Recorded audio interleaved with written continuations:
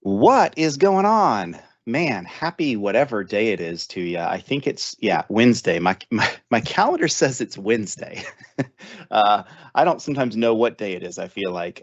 Thanks for joining. This is going to be super fun. Appreciate all of you joining in. My name is Wes Spencer. We're going to get kicked off in just a minute, but I've got a good friend of mine and guest, Jason Manar, that's going to be joining, actually has joined us today. And this is going to be a super fun discussion. So, Jason, I know we got just a minute or two for banner while people kind of come in. How's everything going for you?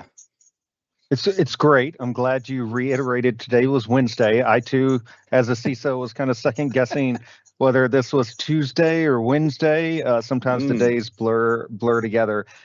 Even my Fridays and Saturdays blur together, and then my wife really likes it when I wake up super early on a Sunday morning, and she's like, "Where are you going to work?" Oh no, it's Sunday. I'm not. I'm so sorry.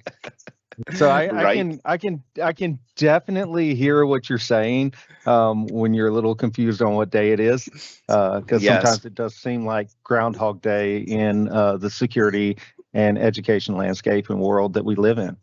Yeah, 100%, 100%. It's and you never know what the day or the week or the month is going to give you. Just based upon what's happening in the threat landscape, and I don't think a lot of people understand just how wild the role of a CISO can be and how unpredictable the day can be. But it's one of the things that keeps it just so much, fun and enjoyment, quite frankly, because no 2 days are ever the same, and you face unique challenges every single day. And one of the best things is being able to talk to folks that are just getting started, all the way up to Anthropic CISO, who's obviously on the cutting edge, and everything in between.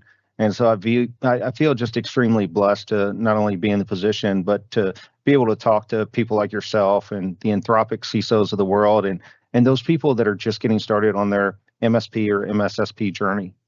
Yeah, yeah, it's well said. Really well said, and I heartily agree with that. Well, while folks are joining, just want to say welcome. You got Wes from Empath here, and we're very privileged to have Jason Manar joining us today. And this is going to be a very fun discussion. We're not going to do a Q&A. What we're going to do is we've got Jason and I were planning through this, and we're chock full of great content. And so we just looking through it, it's like, man, we don't have time for Q&A later. So if you have questions, you can get in touch with Jason later. He regularly does all kinds of stuff with MSP partners, and you can kind of arrange that on your own. But thank you for joining. So Jason, I think one thing that people don't know about you and I, we both are alumni at Murray State, Go Racers.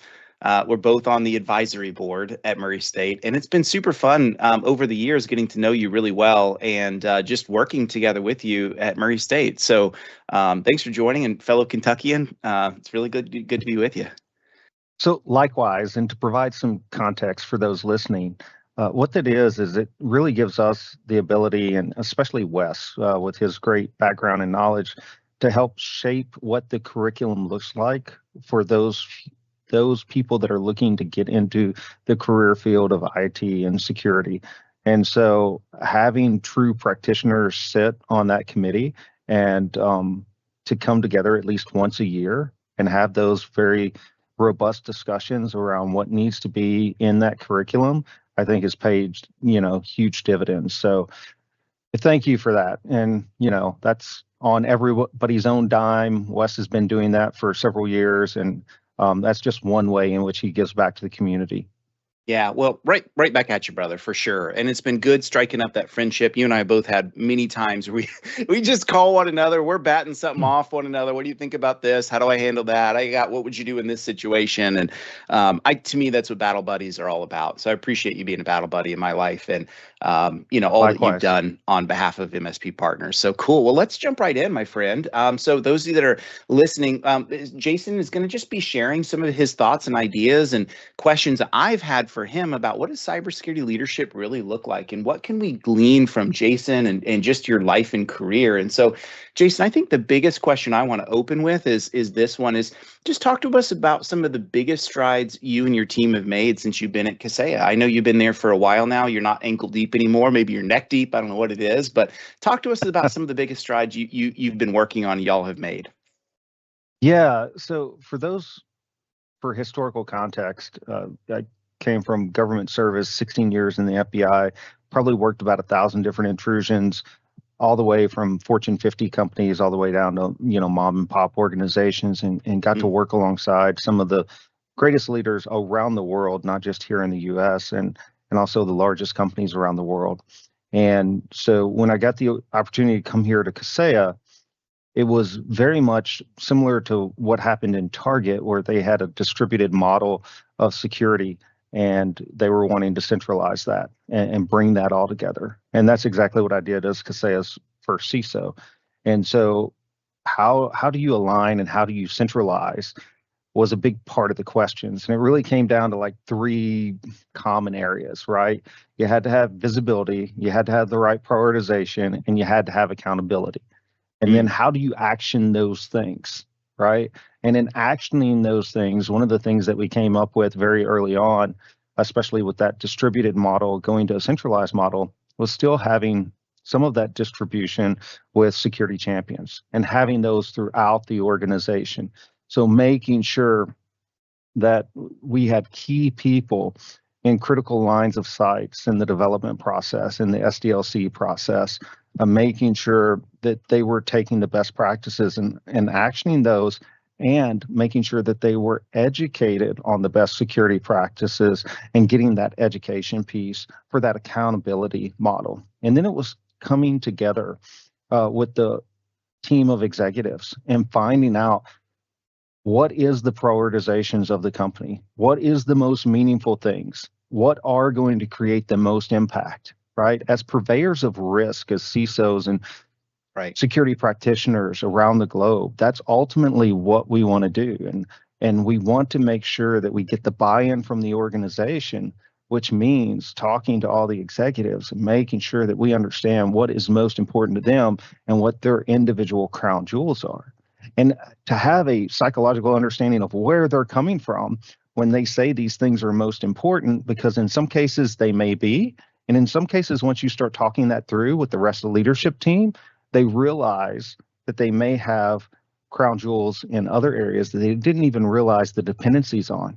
And so it's bringing, and again, it's that whole learning process and becoming a lifelong learner and making sure that you're having others and helping others take that journey.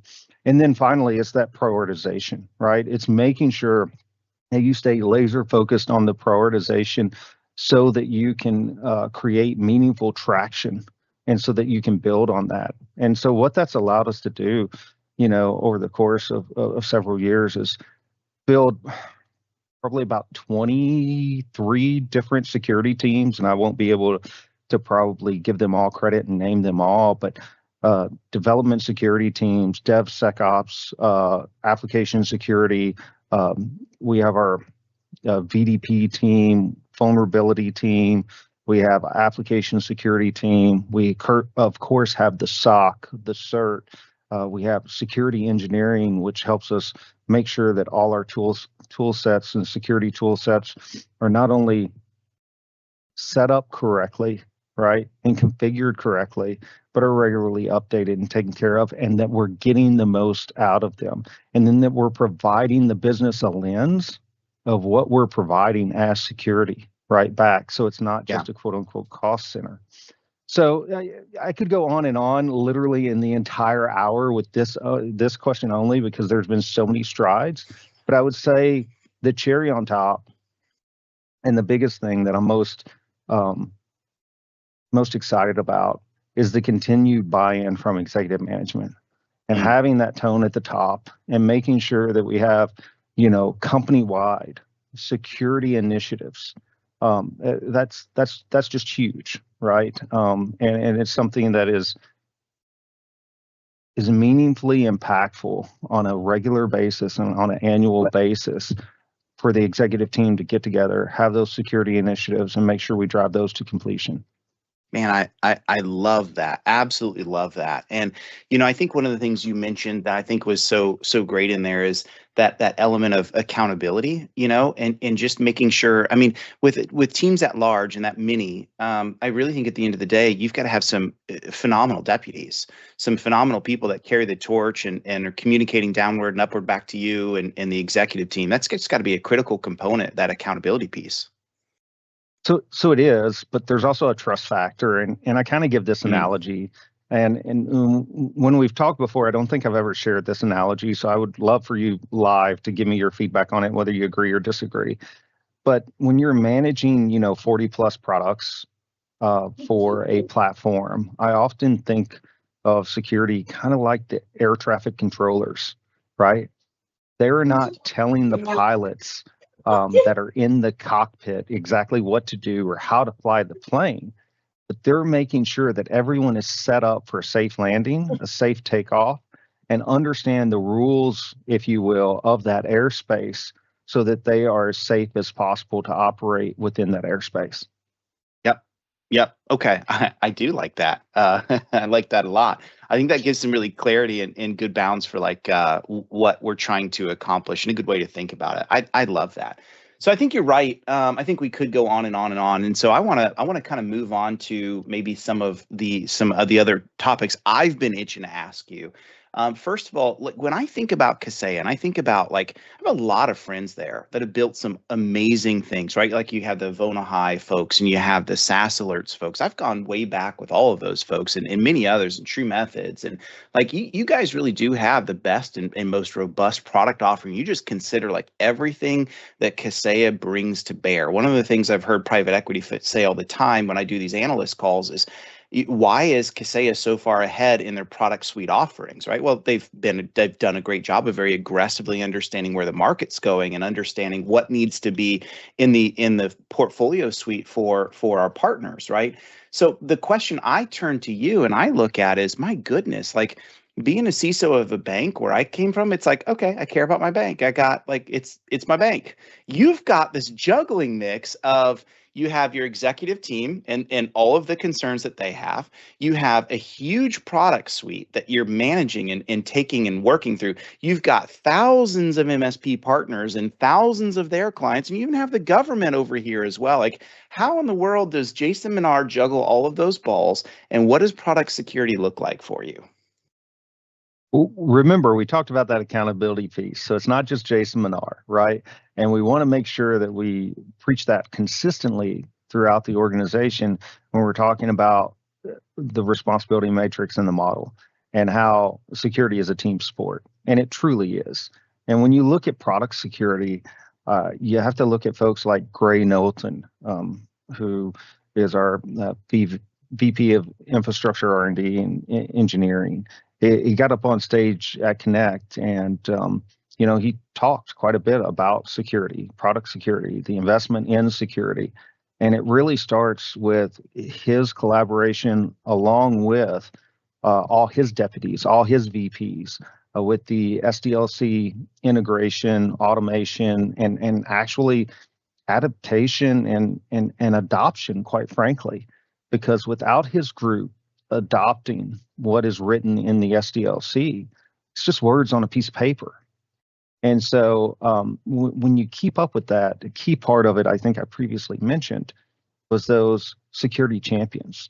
And those security champions that are embedded into each team and each product ecosystem so that they are the boots on the ground that hear things first, that see things first, that are the ones to first start bringing up potential concerns where the SDLC may not have been followed, and maybe it was missed by a control mechanism that we had in place, or somebody that's potentially doing an unsafe practice and being able to see that in real time and provide immediate feedback. And so we can put all the controls around everything, but anyone that's been in security knows that just like water, it will find the lowest point, the weakest point of whatever control it is. And if there is a point to go through, it will go through it. So actually having people that are vested, right, that have part of their annual review that is tied back to security and their performance that is tied back to security makes a huge difference in implementing your strategic vision, the policies, the automation, the integration of the SDLC, and ensuring that we basically, security doesn't start with the CISO, right? It starts with the first line of code that is written. And it is really pushing everything to that first point that we start the creation of a product, or we're starting to make some type of change within the product, and then really making sure that accountability lands within that team. Yeah, boy, you nailed. That makes me think about. I remember when SpaceX was first sending their test flight up for Dragon capsule. So this is, few years ago, and this is a big deal for them, right? Because they've been testing the Dragon capsule unmanned for all this time. And one of the things that Elon had a mandate on was he said, I want every single work order that comes through to have the faces of the 3 astronauts that are going up to space on every single work order. And the reason why is he said, I want to reinforce there are humans behind the decision making that you're making today. And so if you cut a corner, if you shortcut something, if you're lazy on something, you're impacting these people. And I just thought, what a great way to like prove leadership of saying, my job, Elon doesn't build the rocket, but he's got a whole thousands of people that do. And we really have to reinforce back to them that you're enabled, but we need you and you're critical for this. And to me, that's what good leadership does, is clear the pathway. And that's what I'm seeing out of what you're saying. And you probably don't remember this, Jason, but I actually saw you do this in real life one time.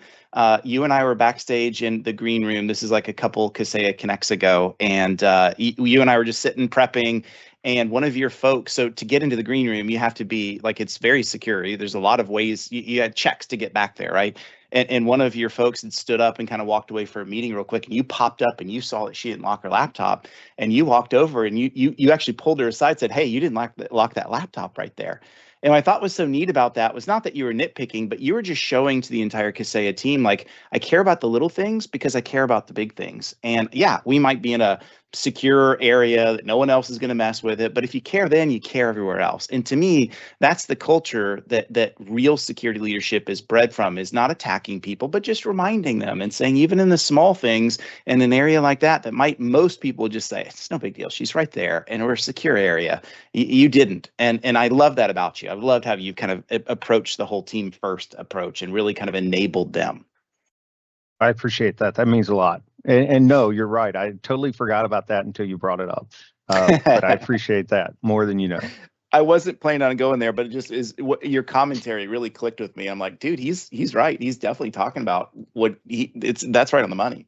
So next question for you, let's put ourselves in the shoes of MSPs that they've got a tough world as well, right? I mean, their job is 100%. Infinitely difficult because they're dealing with 10, 20, 100, 1,000 clients that all have different risk profiles and different levels of care and all these things. And so if you were a security leader today, what would you focus on first, Jason? So I had 3 things, and I still may talk about the 3 things I was going to, but I had a call late last night, with a partner that was in another country. It was the afternoon for them. And one of the things that they wanted to know, their question is it's basically, how can you guarantee that something's not going to happen to Kaseya again? And my answer is, I can't. Mm. And they were like, well, wait a minute, you're the CISO. You're supposed to.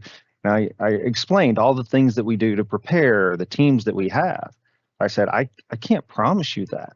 You have to make sure that you set up your systems for resiliency and redundancy. I said, we have to do that even though we deal with the largest customers in the world. Mm. You're going to expect, whether Amazon is up or not, for you to be able to reach out, get a hold of IT glue, right? We have to come up with redundancies and contingencies for that. Same thing with, Microsoft Azure. Same thing for our data centers, right? So when I kind of put things in that context, I think the light bulb kind of went on real quick for them. They were like, well, we haven't done that. And here are about 4 different options that we could do. I go, great. I said, I would talk through this with your executive team. I'd talk through this with your security team and your IT team. And then I would figure out what makes sense for you.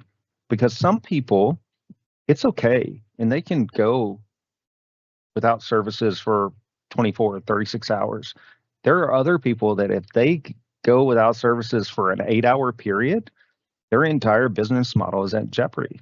And unless they do that, and if we're just trusting regular third-party vendors, whether it's Kaseya or anybody else, just at their word, and we're not, as security professionals and IT professionals, setting up that resiliency aspect, or at least having a plan, right? And let me give you a real life example of this. There was a large company, publicly traded. Actually, I take that back. I don't know if it was private or publicly traded. Shouldn't say that. That the majority of their business was web-based business traffic. They had an event and they were down hard for almost 2.5 weeks. The reason that they were down and they couldn't do any business, and it cost them almost $50 million for the 2 weeks. But the reason they were down and they couldn't do business for at least 8 days of that is because they hadn't engaged with an IR company for an IR retainer. And they had very strict rules that their board for certain levels of contracts had to approve. And it literally took a 4-day process to get to their board. And then by the time they executed on it, and by the time the IR team got in there, it was 7 days before they made any kind of meaningful progress. Wow. Wow. Yeah. So when we start talking about resiliency, this comes back to like kind of my 3 strategic talking points. And that was, incident readiness, as a service, and making sure that you have those services built out. And that's everything from somebody to help you with the IRP to what you as in a company, how you're going to respond, tabletop exercises, thinking about, what recovery is going to look like, and that total incident life cycle, if you will. And then the other things that I think I would start is, first and foremost, identity and access management. The majority of MSPs that I see provide far too much access and authority. And almost in every after action that I've seen or been a part of with MSPs, there are far too many global admins, far too many. And one of those has inadvertently got popped. And I hear all the time, well, we had MFA. Well, you and I both know with session theft, with MFA fatigue, with a number of different things that can bypass that. That's not the end all be all. So we're seeing it more and more.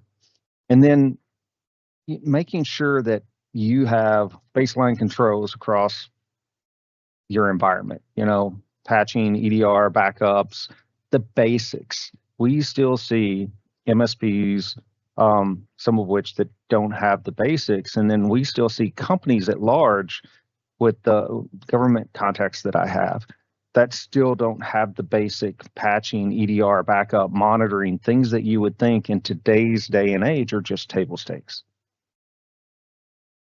Yep.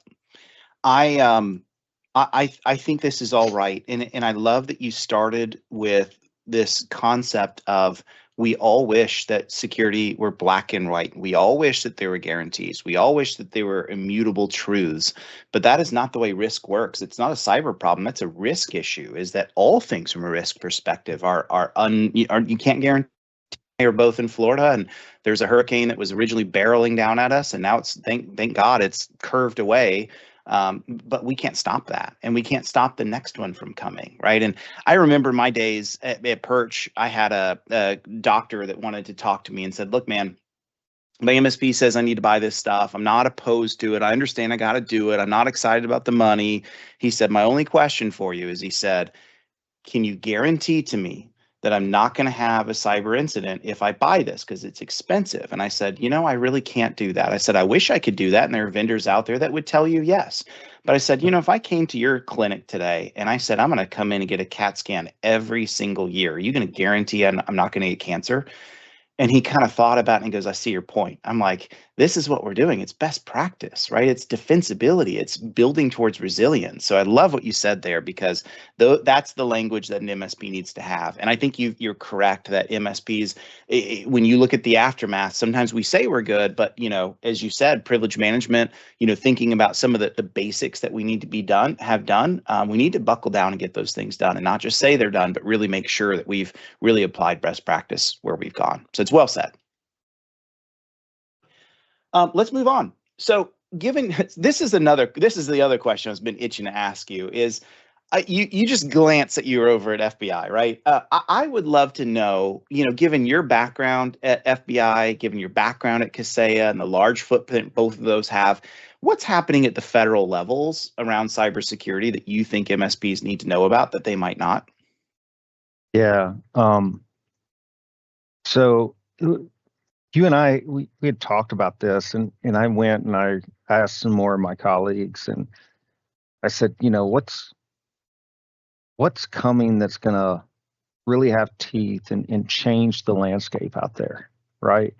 And I was originally going to talk about some threats and everything else, but in this new world of AI and everything else, I think we kind of need to probably shift and focus on um, regulatory and this new concept called rules as a code pilot. It was introduced in Executive Order 14036 or 14114. I get them confused. One of the ones was first, one of the ones was second. Okay. So one was back in January, one was in June that added to it.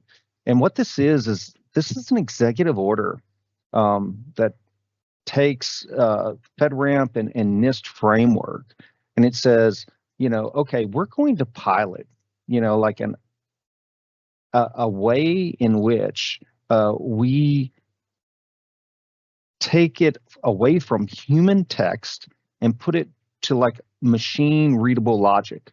So meaning that we're not going to take the 3PAO word anymore. We're not going to take attestations anymore saying, hey, we've aligned to, NIST 853. We are going to put like, JSON or some kind of executable logic. We're going to pilot this concept with a few vendors, and we're going to go out and we're going to see who actually meets this NIST standard. Right. And it's what I've kind of been talking about for years, where I envision this world where no longer are we attesting and using, third party affiliates to, attest that we are saying or doing what we say we're going to do. But we're going to actually have somebody come in and basically execute a scan or run a set of executable rules to actually say, yes, this is actually functioning, and they have these controls set up in our environment. And the reason that I want to highlight that is because I really think when we talk about the future, this is where we're going with AI technology and technology as a whole, is we're getting away from, and I love using analogies. We're getting away from those questions that your car provider, or car insurance provider used to ask you, like, okay, how many miles do you drive to work every day? How many miles do you do this? And you're like, 30, 40, whatever else. And everyone knows now, right? If you Yeah. really want that discount, you don't just say it. You have to plug something into your car. You have Right. to download an app to your phone to where they're actually verifying that information. And so we're seeing a means in which the government is actually verifying firsthand what we're telling them. And so I think that's going to be definitely impactful for MSPs. I think it's definitely impactful for all of the MSPs in the community that have to be FedRAMP or CMMC certified right now. But I think moreover, what MSPs should know about what's going on in the federal landscape is that MSPs are part of critical infrastructure. The whether it's the FBI or whether it's the administration, they have started recognizing for the last couple of years the prominence that MSP plays in the small to mid-sized business as well as municipalities and critical infrastructure of the U.S. as a whole. And I think that's something that I just highlight and foot stomp, and it gives me goosebumps in a good way, because for many years I just don't think MSPs got the credit that they deserved for how hard that they were working for the community as a whole, or the impact that they have as a community as a whole, especially when so much of our economy is made up of small and medium-sized business to whom they service. Yep, I completely agree. And what I hear, and I'm sure you hear the same thing, when I talk to like mature MSPs that have put a significant amount of time into growing their security practice and doing things the right way, they embrace that. They're excited about those things because they say finally there's some defensibility on what it might mean to be an MSP, and it keeps the ankle biter that just comes in last minute and undercuts everything and throws security to the wind, all in the ability to chase some cheap dollars that really harms us, right? Just like I don't want a two-bit doctor. I want a doctor that's really well practiced. I don't want a two-bit lawyer. I want a lawyer that really understands the law. And so really love that aspect. And do you think, maybe just a follow on, do you think there's a day that some type of regulation comes overhead and dictates what it means to be an MSP? Are we years away from that? Is that an impossibility? What do you think? So I don't know. It's hard to say because, and I think you and I have talked about this maybe a couple years ago. I don't know that you remember, but unfortunately, when you look back historically at how regulations have come to be, it's usually out of some kind of crisis. When you look at the banking crisis and all the regulations that were put, around the banking industry, it was because of crisis. When you look at you look at financial crisis as to why there's so many rules and regulations on a CFO and public reporting for public companies. So unfortunately, I think there has to be some kind of catalyst, and I think likely there will be some kind of cybersecurity catastrophic catalyst that Mm-hmm. requires regulatory action. And again, I don't want to get political, but in somewhat political dysfunction in Capitol Hill, where it's very hard to get bills out of Congress, I think it's going to take something of that magnitude before you see significant regulation that meaningfully Right. impacts the channel.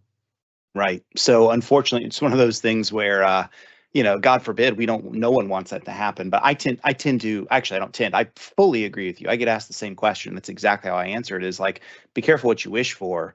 In order to have something like that happen, something catastrophic's got to happen, of which the channel's never seen before. So 100% agree with that. So that really kind of dovetails perfectly into this next question I've got for you of, Jason, what do you think the next 3 to 5 years look like for the channel? Whether it's vendors, whether it's MSPs, whether it's just the ecosystem as a whole, the economy, all of those kinds of things. What are your thoughts on what the next few years entail for us? Yeah. So I wouldn't be surprised if in the next 3 to 5 years we see something that is the catalyst for that regulatory action. So I see the regulatory landscape kind of squarely landing on MSPs. And maybe that's not going to be the case, but you kind of see that with all the small to mid-sized businesses now. When an MSP is just an IT provider and not a security provider, how many times after an incident does that customer call back and go, but I thought you had me covered. I thought that you did X, Y, and Z. And so I really think the next iteration for MSPs is not just an MSSP, but to add that compliance and regulatory piece, and for them to become that full service MSP where compliance becomes a differentiator in a regulatory landscape. And it's yet one more item that MSPs are going to have to become very proficient in down the road. Yep. Yep. So yeah, a great way to say it. And one thing that you should be thinking about as an MSP is, even if it's a catastrophic event that's going to cause you to become regulated, and God forbid that doesn't happen, doesn't mean you're not already married up. Doesn't mean you're already required to be doing a bunch of this stuff from other regulations in which you're included in, right? So CMMC that Jason already mentioned is a great example of this. If you're serving federal manufacturers, ta-da, CMMC matters for you, right? But if you deal with a significant number of banks, and I have MSP friends and this has happened to, regulators can knock on your door as an MSP and say, congrats, we're now regulating you like we regulate our banks because we've seen you work with enough of them, right? And so we're starting to see outside regulation understand what a MSP is doing and starting to put their claws into that as well. And I don't think that's a bad thing. I think that's an interesting direction, and is probably very helpful for MSPs that really say, now we've gone through the burden and we take this stuff seriously, and there's a differentiator there. Yeah, I kind of see it as kind of like almost compliance as a service, and it becoming like a differentiator for a lot of MSPs. So it's, they're not just managing the IT, the security, the firewalls. They're making sure that they're going to be your partners to ensure that you pass those audits, and that you're first to market with, whatever X category you're in within your industry. Yep. That's it. The Okay. other thing that go I ahead. didn't add real quick, I'm sorry, is I really hope in the next 3 to 5 years, right, we get some true baselines and non-negotiables for cybersecurity. So when I talk about that, I talk about like a minimum cyber hygiene and what that looks like, because we have so many frameworks, we have so many best practices, but getting that, understanding, quite frankly, across the U.S. of what that minimum cyber hygiene looks like. I would like to say within the next 5 years, that's not something that people are just going, well, it's X for me. There is, clarity on that, and it may come through regulation. But I would finally like to, when we talk about table stakes, everyone understanding what those table stakes are and what that, minimal expectation is. Yep. I like that. I've never met Wendy Nather. She's someone I deeply respect. You may have met her. I bet you have.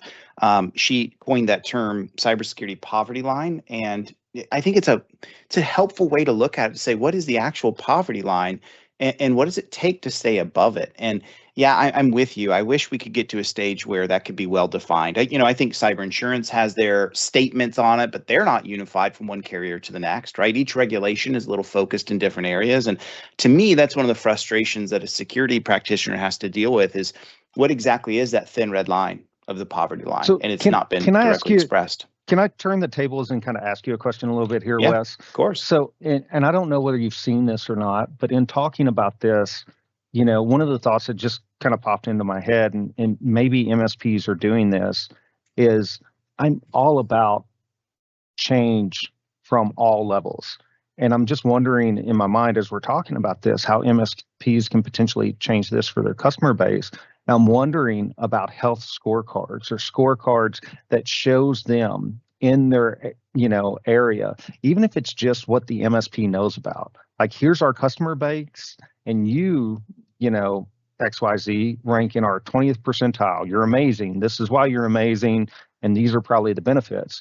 Or going to somebody else and going, hey, you're in our lower 20th percentile. And in order to, move to the 50th percentile, here's kind of what offerings you need, right? And I wonder if that could not only be a great sales opportunity, but a way to kind of, lift all, boats, and all tides, or rising tides lift all boats. So I don't know. I'm just wondering what your thoughts are about that, or if you've seen MSPs do that, or if you think that would be potentially helpful or not. It's very helpful. I think we have the data to prove that it's a great idea. And I'll give an example for those that are listening today. Look at Microsoft Security Score, right? Is it the be all end all? No, but at least Microsoft took the time to say, look, if you enable these controls and configurations in the Microsoft ecosystem, it outputs into this score, and you can automatically see, wow, you're at 52, whereas the rest of our clients are at 86. Even as a non-technical decision maker, I don't even have to know what that means, other than know, oops, I'm behind the line. And Jason, I'll tell you where I first learned that. When I was at my bank, my bank would often talk about the Texas ratio. I'd be sitting in board meetings, my CFO would be like, well, our Texas ratio is better than these two competitors, and blah, blah, blah, blah. And every single board meeting, they'd mention the Texas ratio. And finally, I got done with my board meeting, and I walk over to my office. I'm like, what the heck is this Texas ratio? So I type it in and I Google it, and wouldn't you know it, it's just a bunch of financial gobbledygook that looks at asset health of the bank, but it outputs into a ratio that if you're 100% or better, you're in a good, or 50, I forget, let's call it 50% or better, you're in a good ratio. And what I learned was, I started asking other people, like, I don't know what goes into that. Only the CFO knows, but I know what the output is. And the output is what drives the decision making. And I know that good science goes into the formula to drive the output. And that's where I think we need to be, is get to that stage where, yes, there are the smart people that drive the formula and that calculate it, but the rest of us as decision makers are simply looking at what the output score is. And we use this all the time in things. Take MPG on a car. I don't know what tech goes into making your MPG better than my MPG, but I know your car is more fuel efficient. That's all I have to know. So, like, I really wish that we would get closer into that. And I really wish that someone would spend some time really getting closer into that, because boy, wouldn't that be a great thing. Yeah, I agree. 100%. All right. So the question I think everybody wants to know is, let's talk about this AI stuff, right? I know every talk, it's always there. I know you just got back from one of the bigger security conferences in the world, and you had some great conversations there. Can you help us demystify, from a security leadership perspective, what is AI genuinely doing in cybersecurity, and maybe where is the snake oil? We see a billion vendors doing all this AI driven whatever. Help us understand what's real and not real. Okay. So I'm going to get to that, but I think one of the things that I found immensely just interesting is breaking down what goes on behind some of these models and these language models and how they're built. And hopefully everyone watching will find this as interesting as I did, and you'll allow me to just to geek out a little bit. And so one of the things in our discussions with Anthropic was understanding. So my philosophy is, in order to secure something, you have to better understand it. And so as we roll out AI models into our ecosystem, I'm really diving deep on understanding all things about AI. And that includes its, lack for a better term, brain, or what it's called, its neural network, which is designed after a human brain, right? It's organized with a group of layers. There's inputs, there's hidden layers, and then there's various outputs, right? And so this neural network is kind of how it thinks about what the output it's going to give to you. And there's some very, very interesting things. And one of the things that I found most interesting were some of the concepts about these neurons, if you will, that Anthropic will tweak and turn up or turn down. And what that is it is the equivalent to, basically I think it's called our synapses and the weights within our brain. It's called synaptic plasticity, right? I'm going to trust you on that. Yeah. So anyway, so what that is it's the things that make up who we are, what our decisions are, what our ethic and morals are, and it's the compilation of who we are. And the reason that it puts this into language models is because they have endless amounts of storage, and so it never forgets.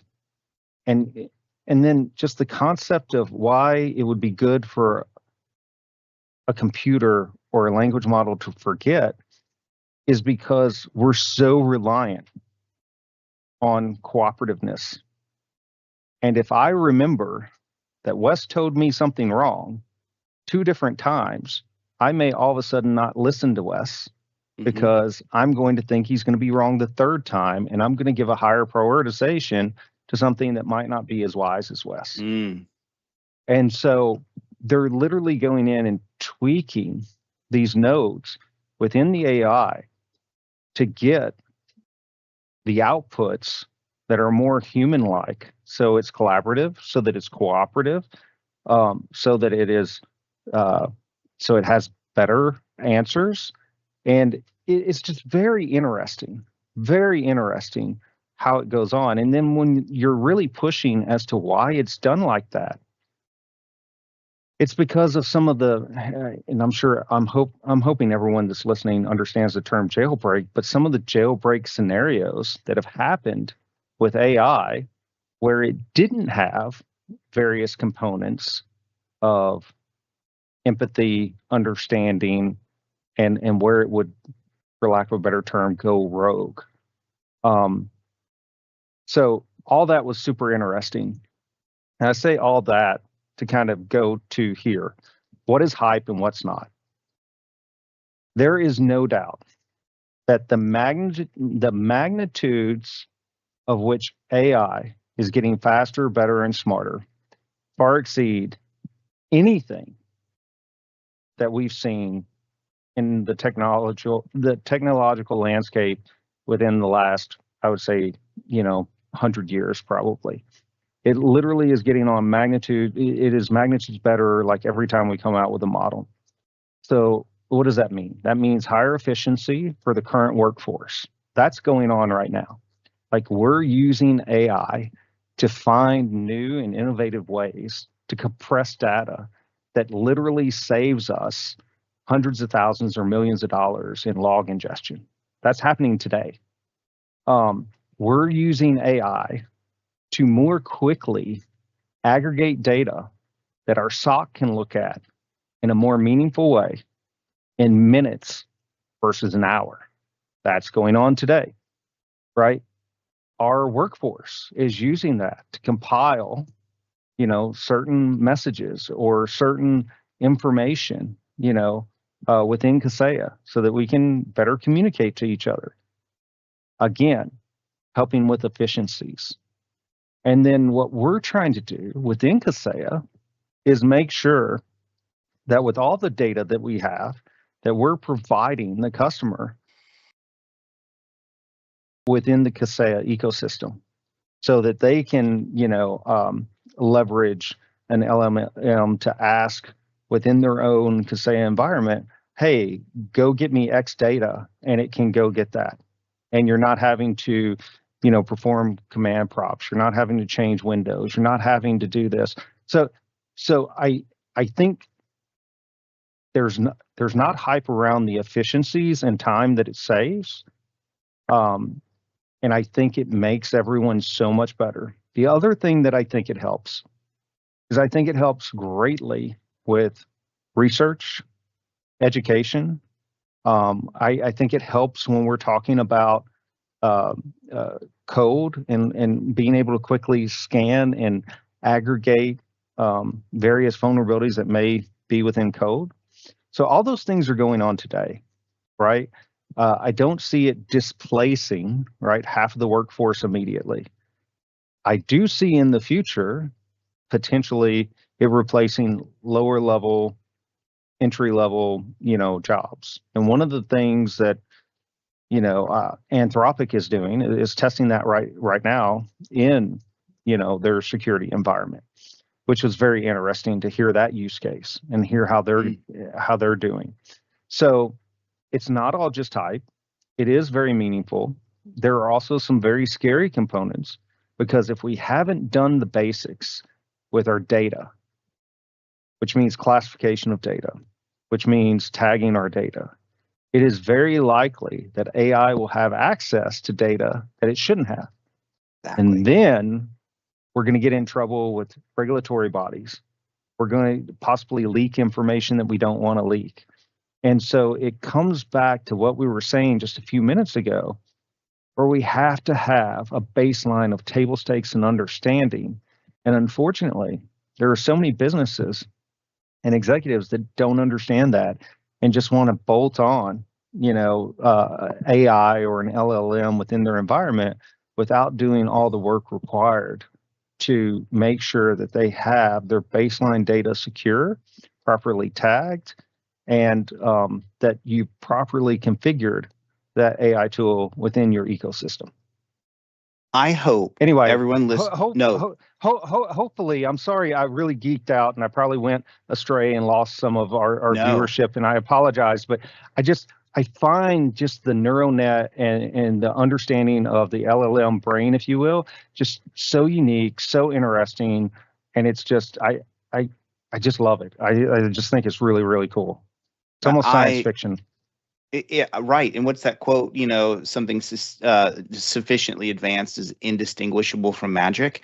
And I think the big takeaway from what you just said there, I hope everyone's listening because you nailed it. And I think one of the things that's really important from what Jason just said is to make sure that we understand the true science behind what AI is and isn't. If you're just rushing, to his point, if you're just rushing to throw it into your org without thinking about the use, why we're doing it, the governance around it, what data it should have, how it works, you're doing yourself a major disservice, because he's exactly right. It's going to end up in ways that outcomes that you did not intend for, which could potentially even be security incidents. We're already seeing that happen. So, man, I think you nailed it. We could go on and on this question because I think it's so insightful and so interesting. Maybe the last thing I'll peel out that I thought you said that I thought was also awesome was understanding that it is disruptive and trying to get grips on where and how it's going to disrupt. There was a really great TED Talk by Eric Schmidt a few months ago where he was interviewed on what AI is doing. Of course, he was the co-founder of Google, for those of you that don't know that are listening. And he made this comment of like, yeah, it's going to displace a lot of tasks, but it doesn't mean it's going to displace the people. And he said, and I think about that for the MSP today and say, ask yourself this: what does your tier one do today that 5 years ago you'd never dream of them doing? What are they doing today that 10 years ago was not even on your radar? I think the outcome of this is that your tier ones, your young people, your entry levels are expected to do far more than they've ever done before. And I think what AI is going to do is push that envelope. So if you're not investing in your people and you're not investing in the tool sets that they're using and where the future is going, that's where you're going to get behind, is that it's just making our people more efficient, and the outcome and burden of what we expect them to do is greater than it's ever been. And that delta is only going to grow. So Jason, I love that. I don't think he geeked out at all. It was the right geek out. It was exactly what I think we need to hear. So thank you. We've got time for just another question, maybe two. So if you don't mind, I want to go a little quickly on this question. In fact, can we skip this and go to the next? There's a question. When you and I were game planning this question, you said some things that I thought were so impactful. And I want to come into this first and foremost and make sure we leave time for this. Hard skills versus soft skills. What's your opinion of them? How do you as a leader invest in your people? And how can we hone these things? Give us your thoughts here. Yeah. So even though we skipped that, I think I touched on, look, being a CISO is one of the most challenging things that I've ever done, but it's also the most rewarding. And for the simple fact that we've crossed paths, and I've crossed paths with so many other people that have made just a significant difference in my life. So I very much appreciate that. Hard skills versus soft skills. Most of the people that we interview have decent technological skills. And when we talk about hard skills, I equate that to technological skills. Technological skills, too, with the right mindset, I'm a firm believer, can be taught. When we talk about soft skills, one of the things that I look for there, just to be perfectly blunt, is people that have gone through very difficult circumstances. And the way I described this to Wes was, I said, I'm actually looking for people that have dealt with some kind of trauma, basically.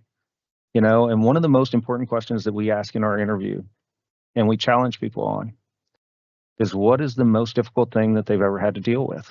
And you will get a plethora of answers. You will get people that, talk about just incredibly personal things, right?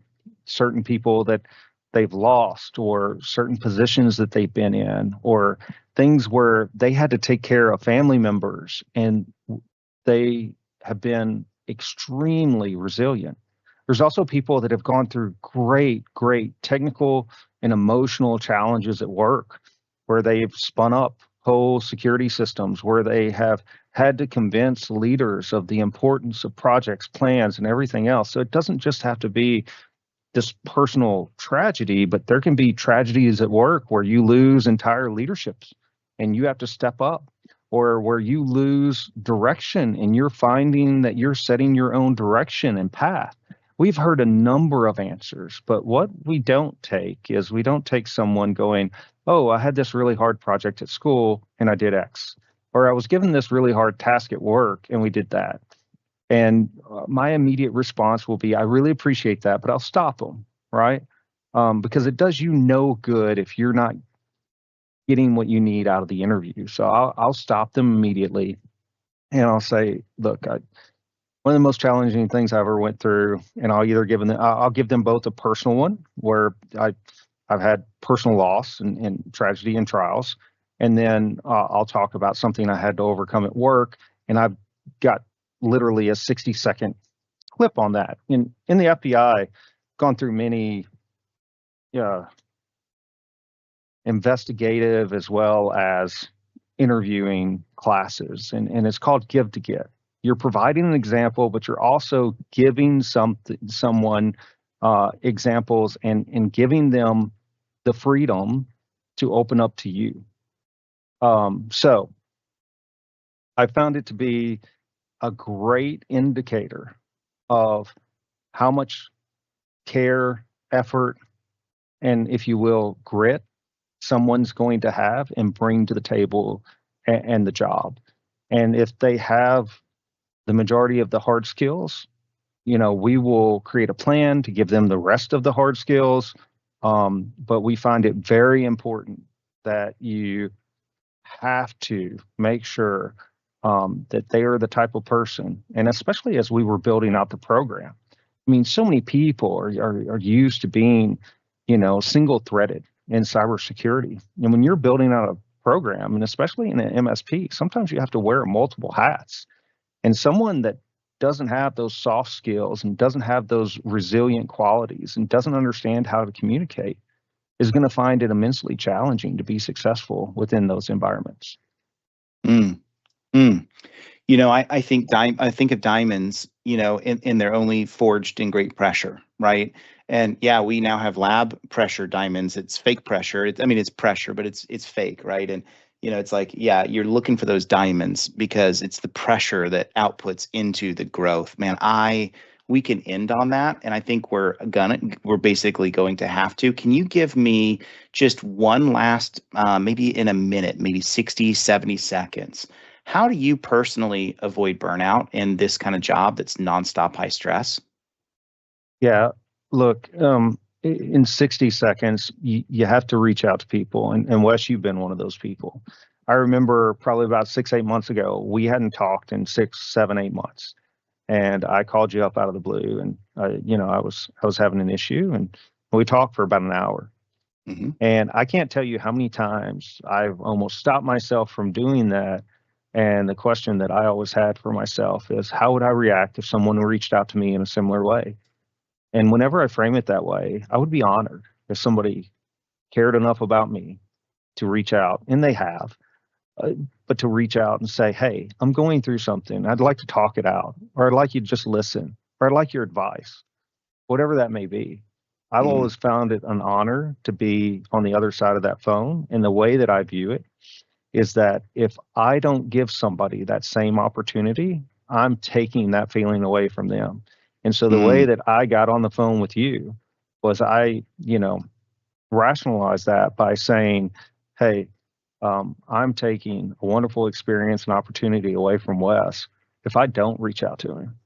And so it's having people in your life, whether you've talked to them in the last 30 days or the last 10 years, reaching out to them and being open with them. And, Wes is one of those people that I know I could talk to today, tomorrow, or in the next 2 years. It would be like, we never left, right? We just pick up right where we left off. And there are a ton of people in your life that are like that. But a lot of times I think that I'm imposing, when in fact I'm potentially taking away something from them by not reaching out. Wow. That is the quote we're going to end on. If you're not following that advice, it would highly recommend you do that. Battle buddies are something we all need. Oh my goodness, this has been so good. We could easily stretch this another 2 hours and dove Rogan style into something long, but I really want to respect your time, Jason. I appreciate you as a friend. I appreciate the work you're doing at Kaseya. Really just thankful for you coming in and spending an hour with us. It's been awesome. If you want to learn more and follow Kaseya, of course, everyone knows Kaseya.com. You can pop that QR code there. There's Jason's LinkedIn as well. And then lastly, Jason's going to be, of course, at DattoCon. So if you want to see him, give him a high five, say thank you for the webinar. He will be there out and about. Our next live stream is going to be on September 25th at 1 p.m. So mark your calendars and we'll see you there. Jason, thank you. I just thank you so much for spending the time. This has been amazing. Likewise. Thanks, Wes. Always a pleasure. All right, everyone. Thank you all so much for joining and hope you all have a great day. Thank you.